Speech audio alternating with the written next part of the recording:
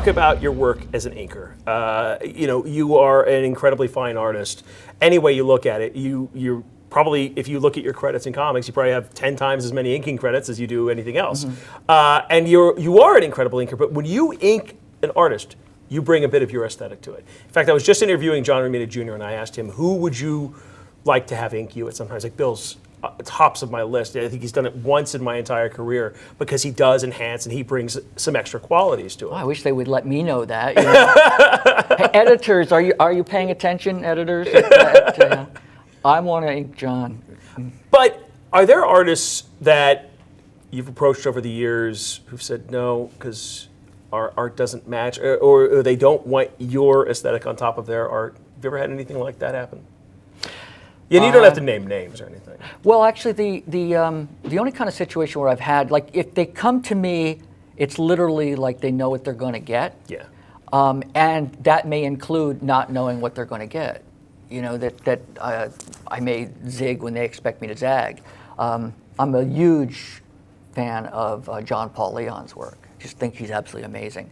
And he wanted me to ink his work at one point. And I love his stuff so much, I was actually like incredibly faithful to the pencils. And he was like, no, you don't understand. I want you to like. This is the Bill remix. Yeah. And I'm like, okay, I'll go in but I felt like it was blasphemy on my part. Interesting. And of course, over the years, I've had, there's a level of, like, people have said, well, why do you do so much finishing and inking over other artists? Because there's a lot of things I want to say on my own work, but one of the things that I've found is that it's a little bit like walking in somebody else's shoes and seeing through somebody else's eyes. I find that fascinating, how people solve the solutions. And you can read a comic and see how they solve a solution, but when you're coming at it from a point of that level of line by line or interpretive point of view, it's a really interesting sort of immersion. Yeah.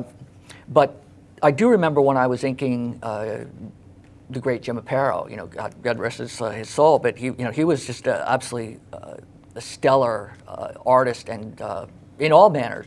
But at the end, DC was actually having me ink his stuff, doing finishes, because there's a certain thing that happens, and whether or not I'm trying to be, maybe if I'm speaking in generality, I'm obviously wrong. But when artists get to a certain level, especially since comics tend to, there's really no retirement in comics. A lot of older guys, they've just got to turn out the stuff, and what happens with all of us is that the motor skills go, it's like the eyesight goes, and drawings could be kind of wonky.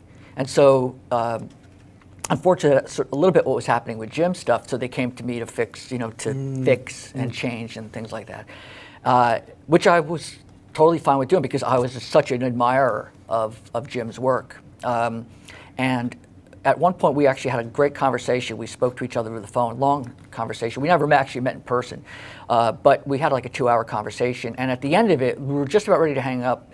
And he said, oh, by the way, I said, yeah. He goes, do me a favor. He goes, could you stop effing with my faces? And I was like, I said, you got it.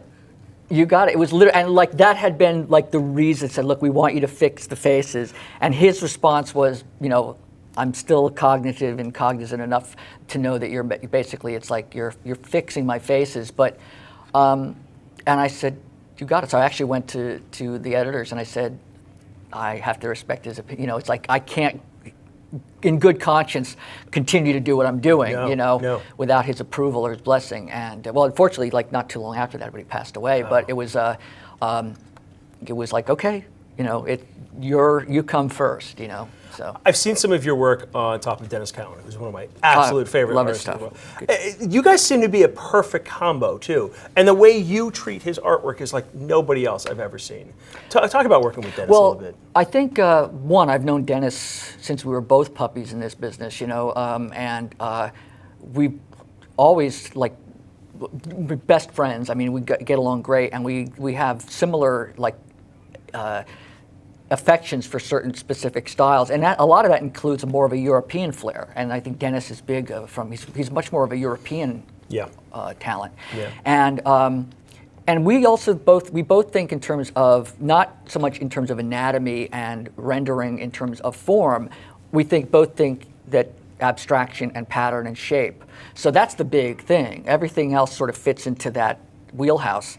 But other than that, it's like I literally, and it's presumptuous in some respects to say this, but he'll send me something and I know what he wants.